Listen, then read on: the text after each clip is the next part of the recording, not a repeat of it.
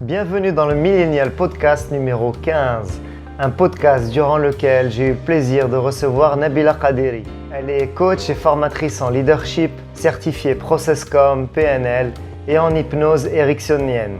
Pourtant au départ, elle n'était pas destinée pour ce métier puisqu'elle est ingénieure informatique de formation. Durant cet entretien, Nabila nous livre ses conseils et ses recommandations pour pouvoir être entrepreneur et se lancer pour son compte.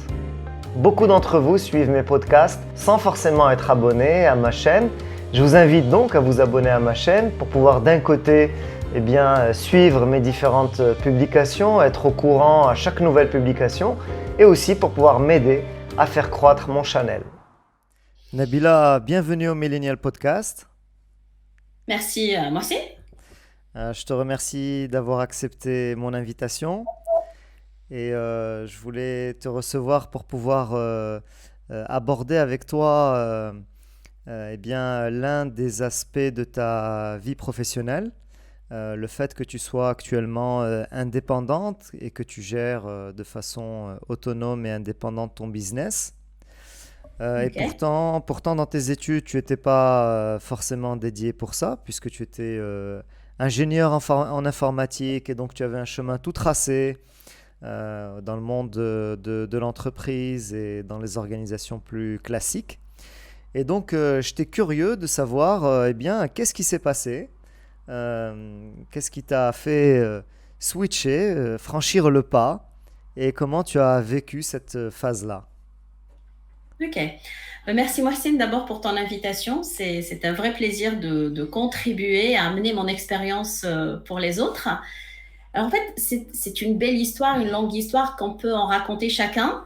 Donc voilà, des études d'ingénieur, grande école, et ma destinée aurait été d'avoir un poste d'ingénieur dans une entreprise à Casablanca, à Rabat ou quelque part d'autre au Maroc, où tout se passe selon un schéma familial, culturel bien tracé. Et ça a commencé comme ça. Et ça a Ok. commencé comme ça, effectivement. Donc, quand j'ai fini mon école, j'ai intégré le ministère des Finances au Maroc. Mhm. J'ai commencé à travailler en tant qu'ingénieur et c'était super intéressant parce qu'on était en plein migration des systèmes informatiques l'an 2000. Donc, on était très prisés, les ingénieurs informatiques et tout. Tout était fait pour avoir une belle carrière en entreprise. Ok. Tout était bien. Et puis, je pense que en ce qui me concerne, un des grands déclencheurs était que je voulais grandir en entreprise, Mhm. je voulais vraiment me réaliser en entreprise et que la réalité était différente. La réalité était différente parce que niveau management, déjà dans le temps, hein, on parle il y a 20 ans à peu près, déjà dans le temps, en fait, il n'y avait pas de réel souci par rapport aux collaborateurs. Et je me suis rapidement retrouvée dans ce labyrinthe managérial qui fait que le collaborateur, quoi qu'il fasse, quoi qu'il ait envie de dire, quoi qu'il ait envie de faire, il était obligé de subir le top management. Il était obligé de vivre avec ce qu'on lui disait de faire. Et plus il se pliait, plus il avançait. Ok. Et je pense, et je pense que pour moi, ça, c'était quelque chose qui était difficile à vivre au quotidien. Ok. Donc c'est quoi? C'est plutôt une ambiance orientée vers la tâche. C'est ça? Plus la tâche. On tient Voilà. compte plus de la tâche que de l'épanouissement des individus. C'est ça? Exactement. Et puis ça devenait rapidement routinier, ça devenait rapidement répétitif. Et ça, au fond, je pense que j'ai dû comprendre rapidement que c'était pas une vie pour moi. Ok. Que c'était pas comme ça que j'allais pouvoir terminer toute ma vie, à faire des créneaux bien limités, à Mhm. vivre avec des projets toujours les mêmes qui se répétaient. Parce qu'en plus, il n'y avait pas beaucoup de changements par rapport à ce qu'on nous demandait de faire. Et c'était pas possible. Alors, est-ce qu'il y a eu un élément déclencheur ou c'est quelque chose que tu as préparé soigneusement dans le temps? Comment ça s'est passé pour toi? En fait, il y a eu un très gros élément déclencheur. Ok. Mhm. Parce que dans tout ça, je pense que beaucoup de gens vivent ça, c'est ces moments de questionnement, hein, d'auto-questionnement. Mhm. Et puis, franchir le pas, c'est pas facile. Parce qu'il y a toute la sécurité derrière. Mhm. Et puis, il y a ce monde de l'inconnu, hein, auquel on aurait voulu partir. Mais attention, hein, ma chérie, la sécurité, reviens, reviens, reviens. Tu as un bon poste, tu as la chance de, regarde, blabla, blabla, tout ce qu'on nous raconte. Et je subissais, encore une fois. Et puis un jour, ce qui s'est passé, c'est que j'étais malade, j'étais enceinte de ma fille Mhm. et j'arrive au travail une semaine de congé de maladie, Mhm. et je trouve personne dans les bureaux. Je trouve personne dans les bureaux. Et je me dis, c'est pas possible. Alors, je fais le tour de tout le ministère où je travaillais, etc. Et il y avait personne. Et à un moment donné, il y a quelqu'un qui me dit, ils sont tous dans l'amphi. Ok. J'arrive à l'amphi et qu'est-ce que je vois? Je vois ma collègue, ma collaboratrice, ma collègue, qui est en train de présenter notre projet commun Mhm. au ministre dans le temps. Ok. Et quand elle a fini, il y a tout le monde qui l'applaudit, il y a tout le monde qui lui dit bravo, il y a tout le monde qui la félicite. Et à aucun moment, personne n'a mentionné mon nom. Et Ok. à aucun moment, personne n'a dit ah oui, Nabila, bravo pour le travail que tu as fait. Mhm.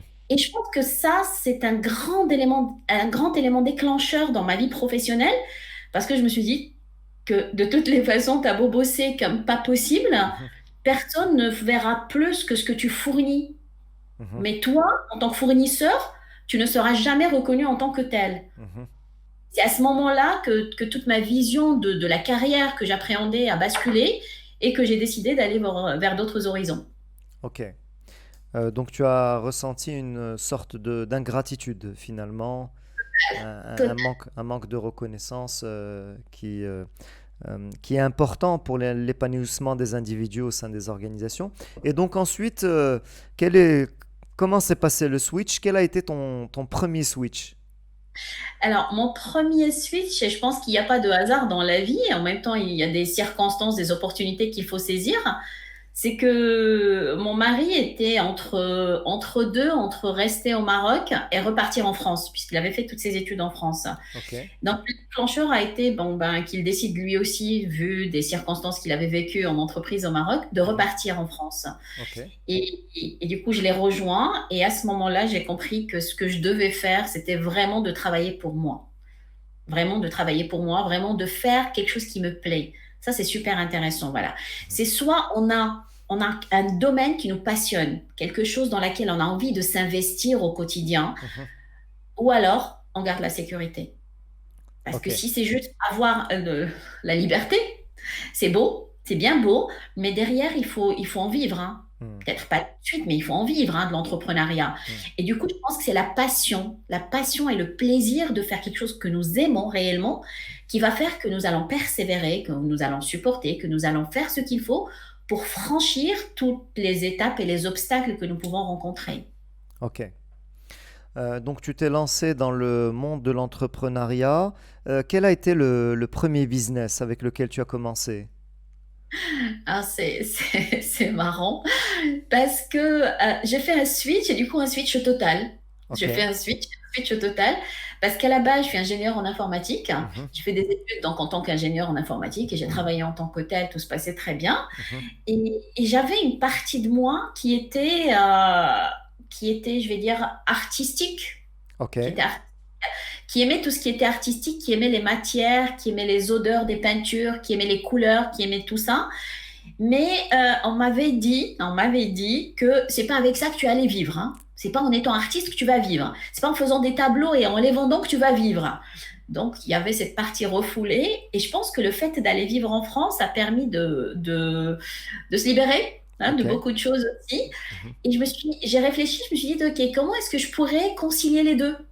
Ok. Qu'est-ce qui pourrait se mettre en place pour que je sois et l'ingénieur, hein, avec tout le background que j'avais, Mhm. et cette âme d'artiste qui était en moi.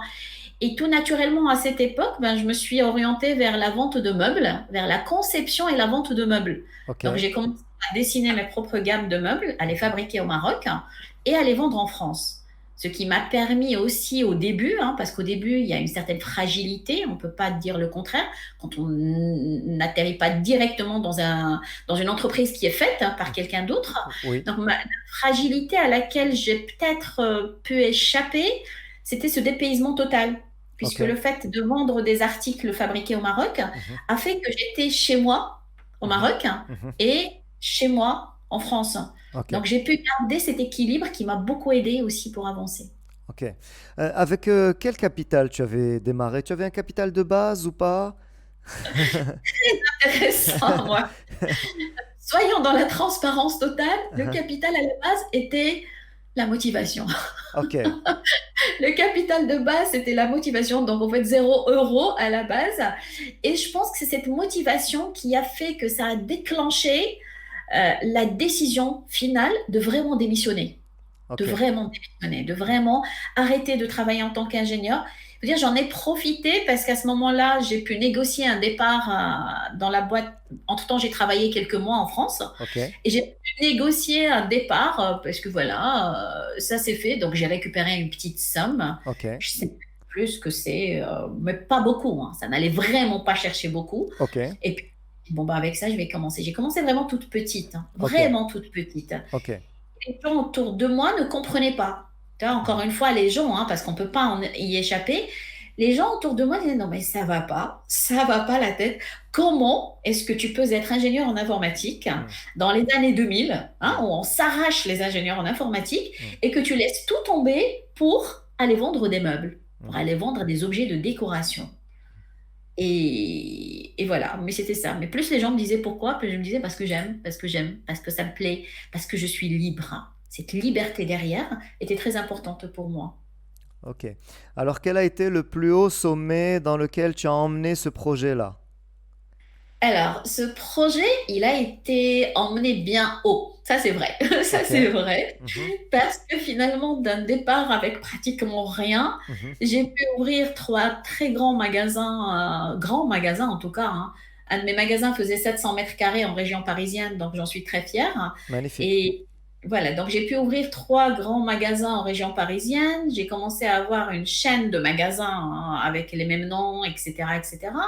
Et je vendais et j'exportais à travers le monde. Donc ça, c'était vraiment super, super gratifiant, vu que je cherchais de la gratitude aussi derrière. Magnifique. Donc, ça a Donc, pu porter.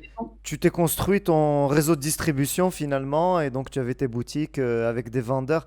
Tu es arrivé à quel nombre de personnes dans ton organisation? Quel était le max de l'effectif auquel tu es arrivé? Alors, en fait, là, ça me ramène, ça me ramène. Ah, En fait, je pense qu'il devait y avoir 10, 12 personnes à gérer, ok, quelque chose comme ok. Plus tes fournisseurs, les clients, plus ton ça. environnement externe à gérer. Exactement, Ok, super. exactement. De cette période-là, qu'est-ce que tu retiens?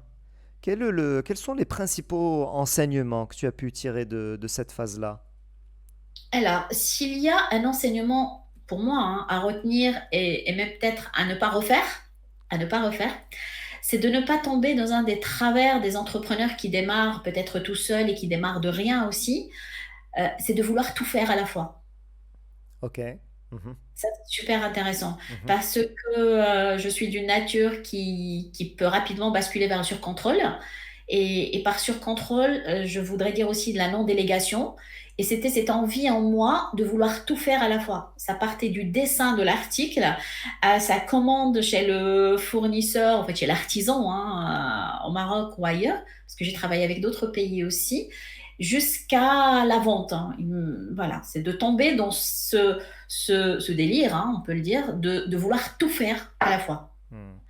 Et en même temps, de l'autre côté, c'est de dire, voilà, s'il y a quelque chose à retenir, c'est que la saveur et le goût d'une auto-réussite et d'une satisfaction qui n'a pas d'égal, qui n'a pas d'égal.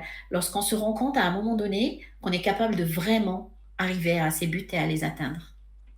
Je trouve très intéressant là ce que tu partages parce que je vis ça actuellement avec mon projet Millennials.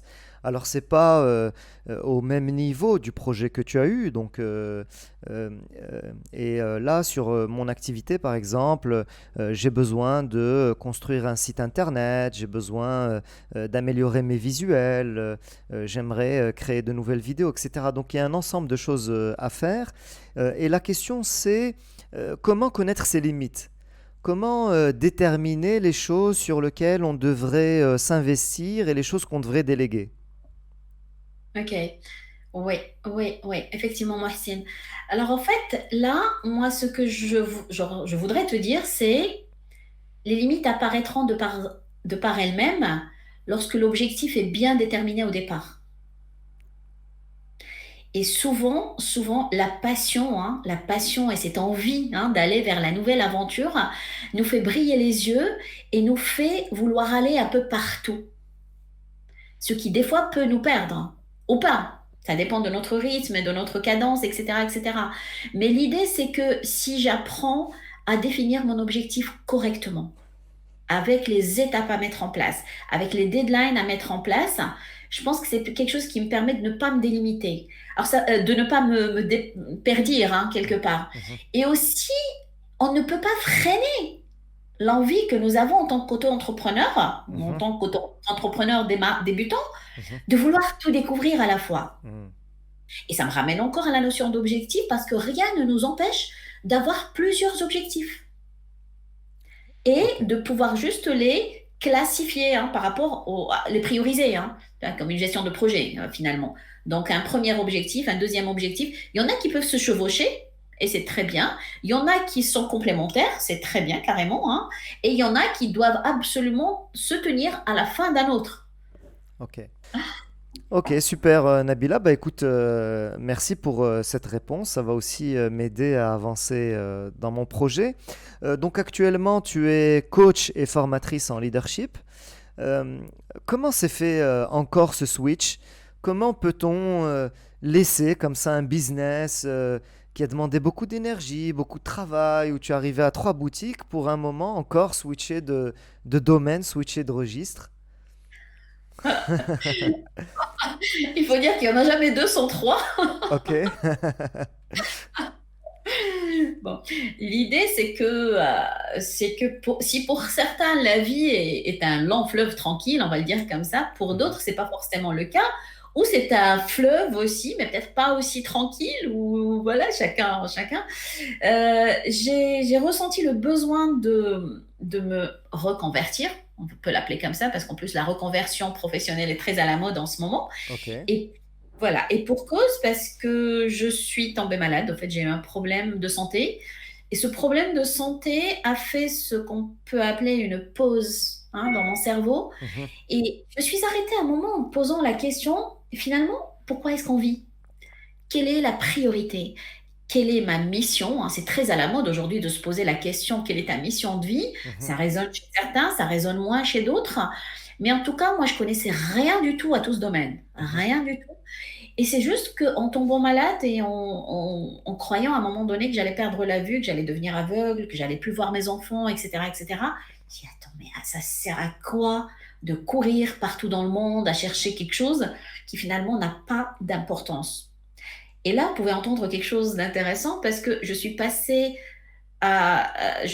d'une description où je me disais c'était ce qui avait le plus important pour moi, Mhm. de réaliser ce business, Mhm. à ça n'a pas d'importance. Non, mais c'est fou quand même comment les motivations des gens Mhm. peuvent changer des fois dans la vie.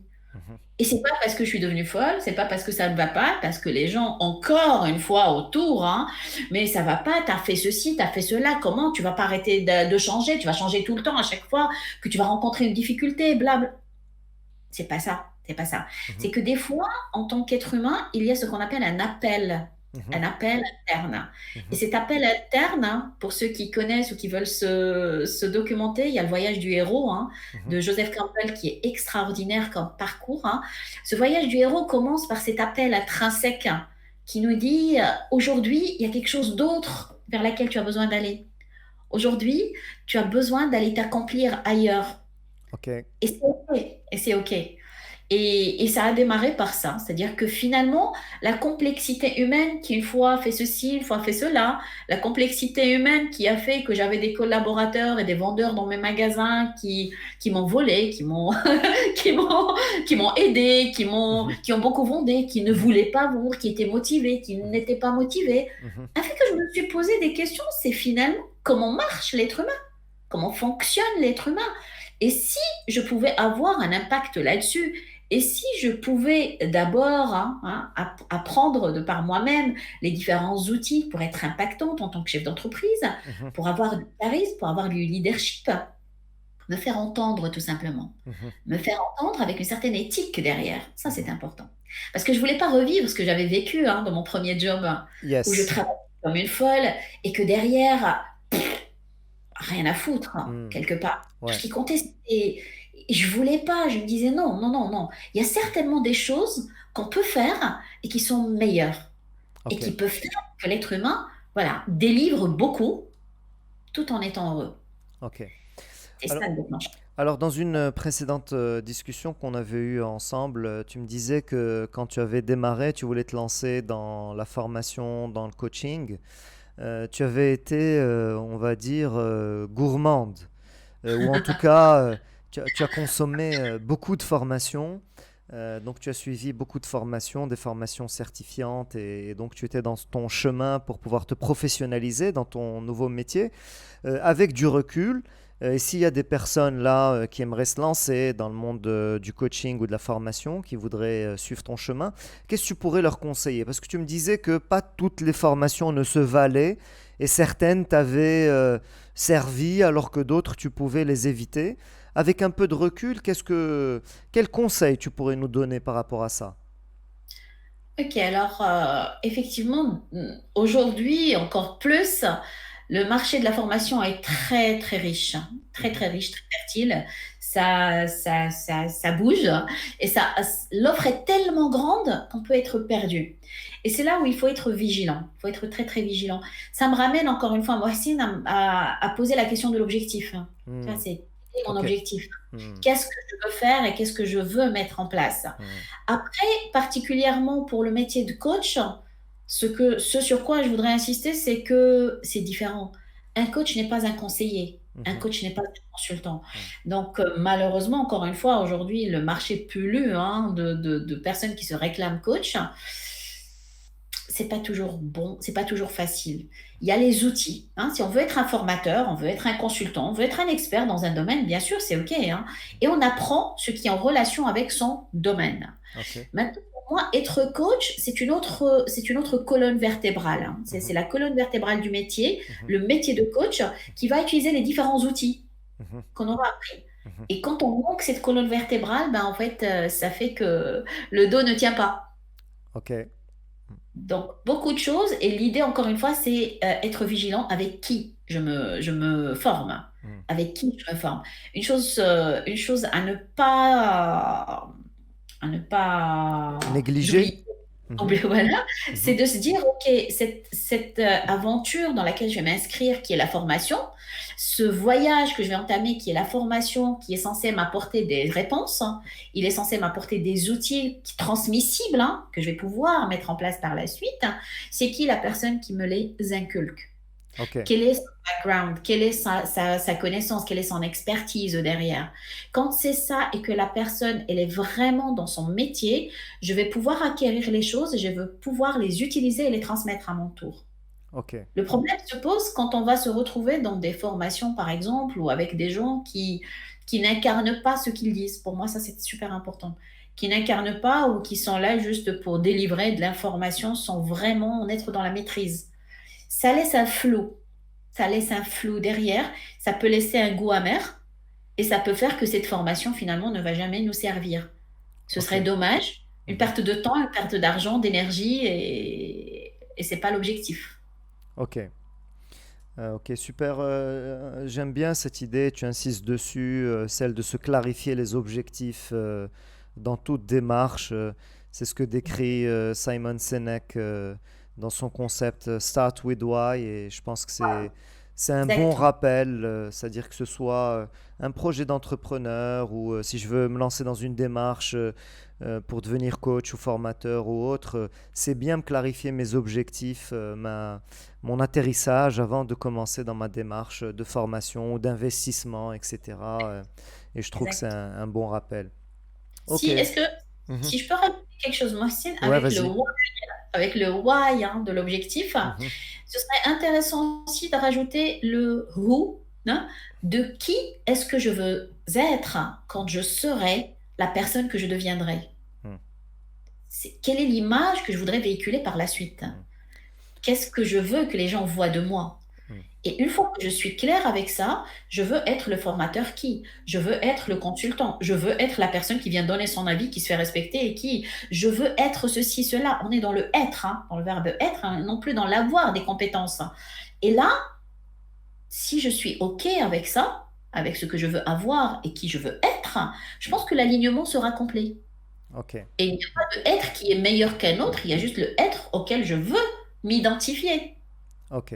Hmm. Donc, Ok, ça, c'est c'est clair. Alors, cette période que nous vivons est une période assez spéciale.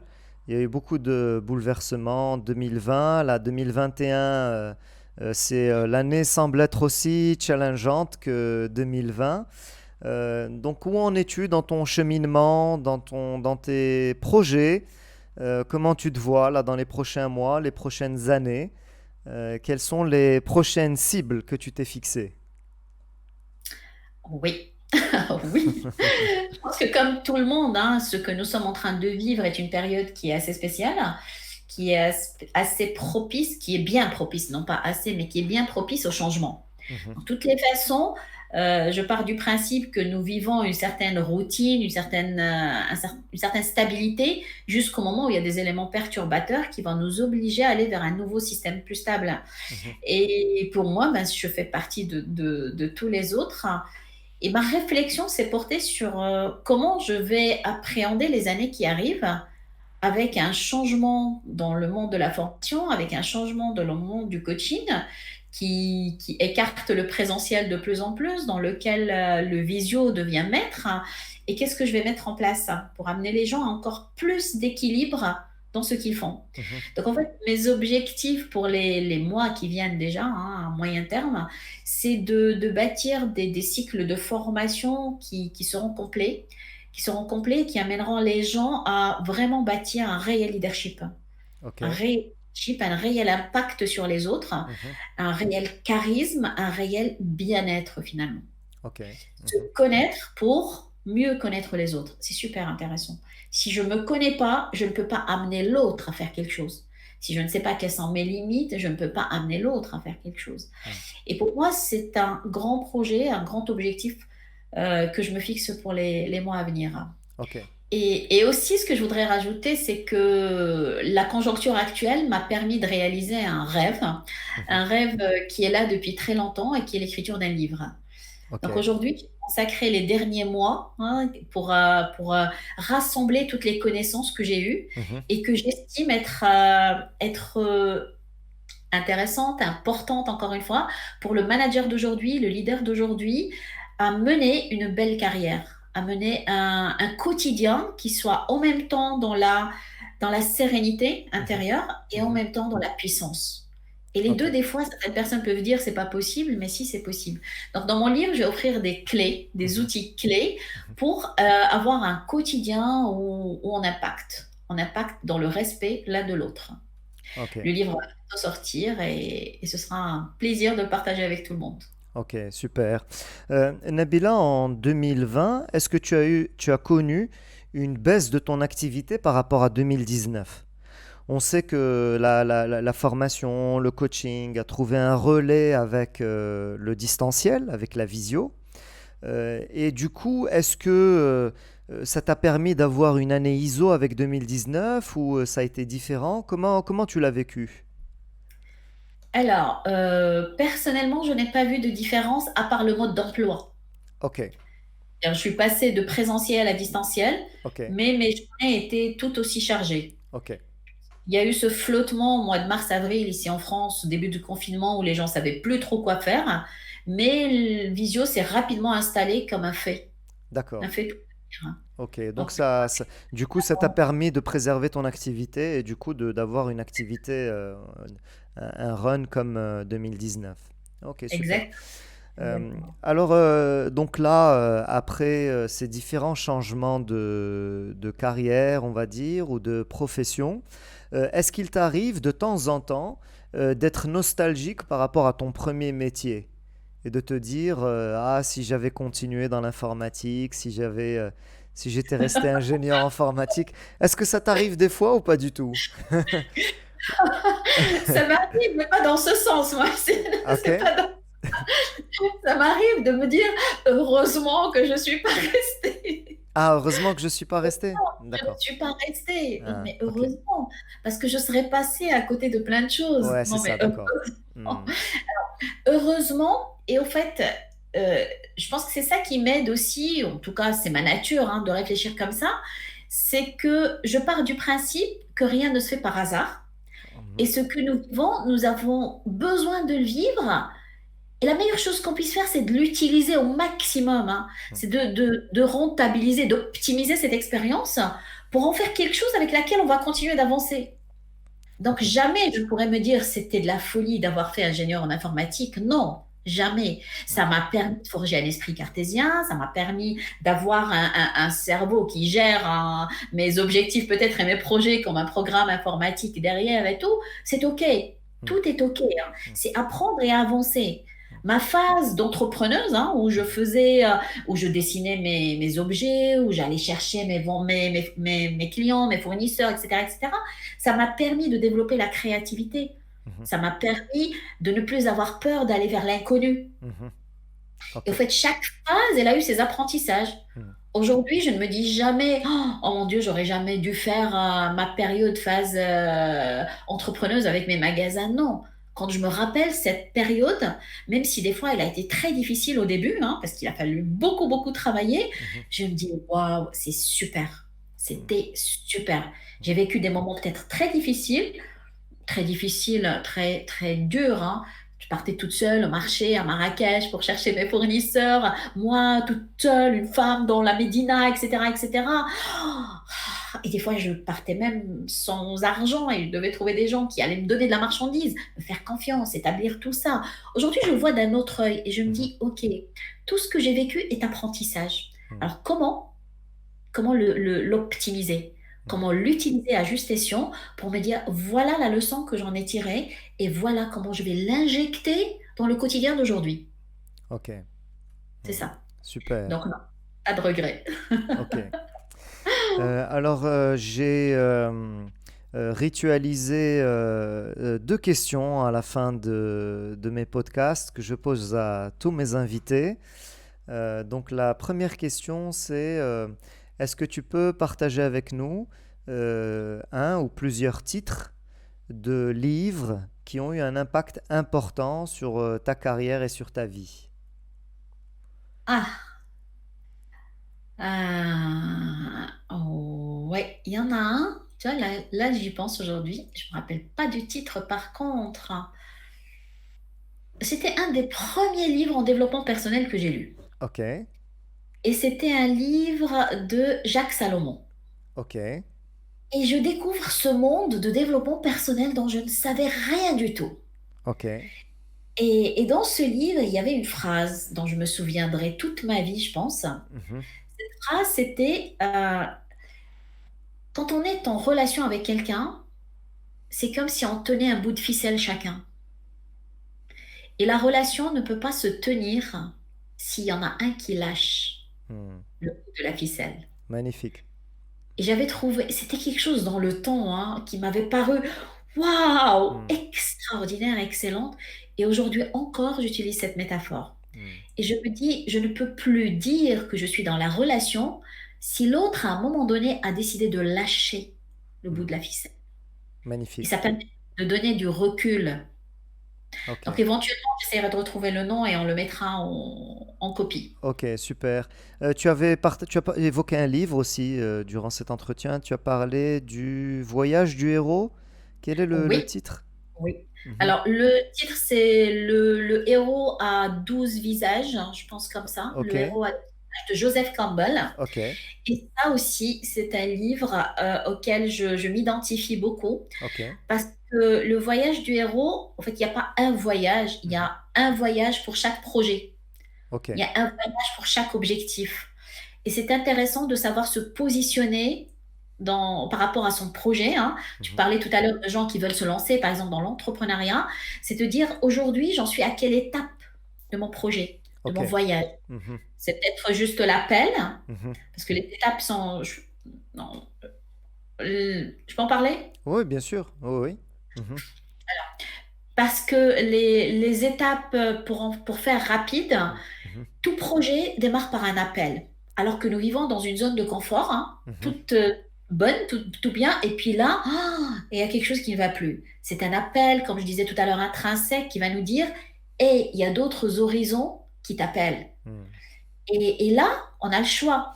Soit on va suivre cet appel, soit on va l'étouffer. Hmm. Et beaucoup de gens étouffent les appels qu'ils reçoivent, hein. Hmm. Et ils vont vivre le reste de leur vie avec des regrets. Oh, j'aurais voulu faire. Oh, si j'avais fait. Oh, un jour, j'avais voulu. Et puis, j'ai jamais fait. Ce sont des gens qui étouffent cet appel.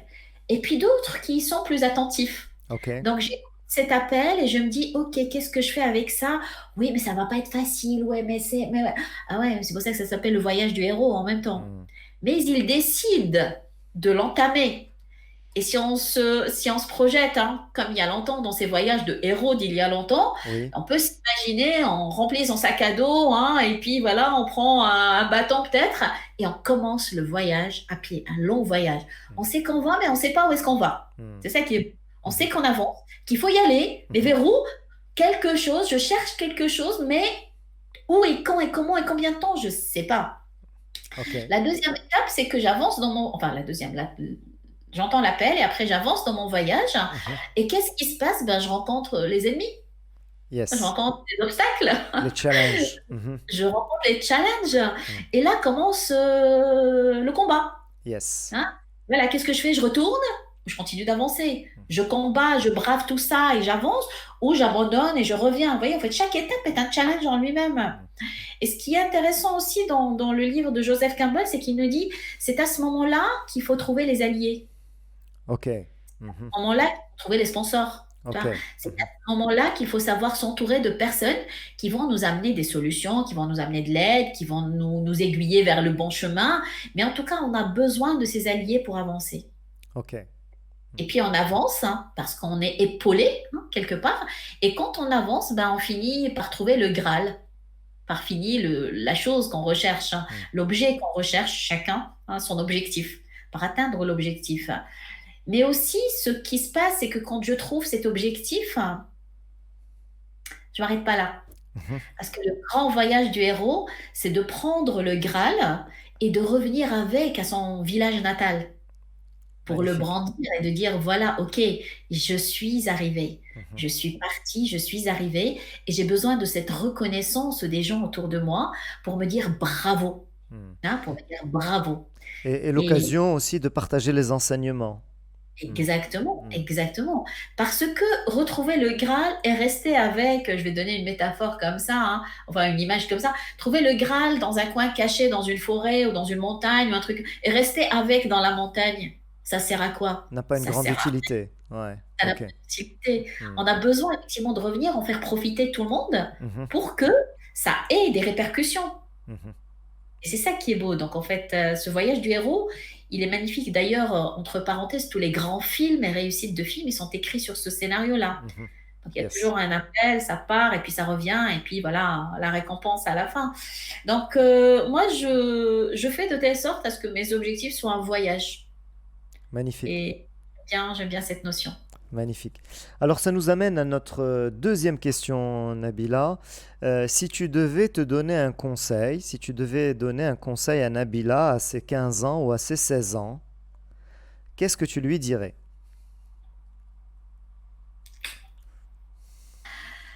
Je lui dirais, oh, une belle question. Tu ne me l'avais pas dit avant, celle-là. Je lui dirais, je pense que j'en ai. Je lui dirais, ne t'écarte jamais du rôle que tu te fixes à un moment de ta vie. Parce qu'on n'a pas un seul rôle, on peut avoir plusieurs rôles. Mais je lui dirais que quand tu te fixes un rôle, à un moment donné, maintiens-le. Et fais de telle sorte à ce que tu le respectes et que tu ailles jusqu'au bout. Et je ne parle pas d'objectif ici, je parle de rôle. C'est Ok, différent. ok. Magnifique. Super. Merci beaucoup, Nabila, pour cet entretien. Est-ce qu'il y a un dernier mot que tu aimerais partager avec nous? C'est croyez en vos rêves.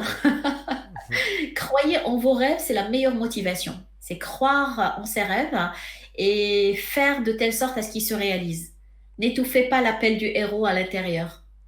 Quel qu'il soit, écoutez-le, entendez-le et faites ce qu'il faut. Super. Merci beaucoup Nabila et à très bientôt.